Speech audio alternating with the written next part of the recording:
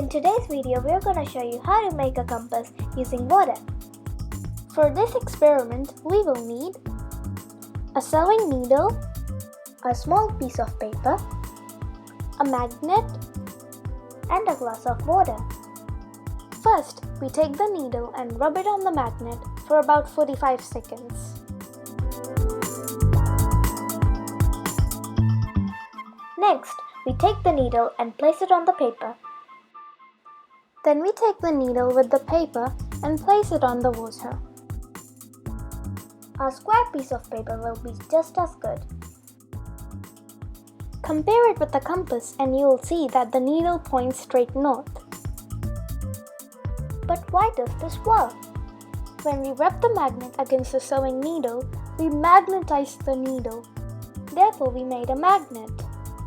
Our Earth is a magnet in itself.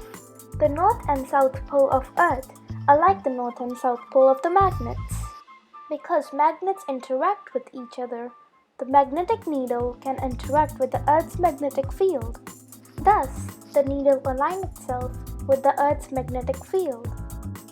When we bring another magnet close to our compass, we see that it aligns with the magnetic poles of our magnet rather than the Earth's. When we remove the magnet, it aligns itself with the magnetic field of the Earth. Thanks for watching. If you would like to see more of these science videos, then please like and subscribe.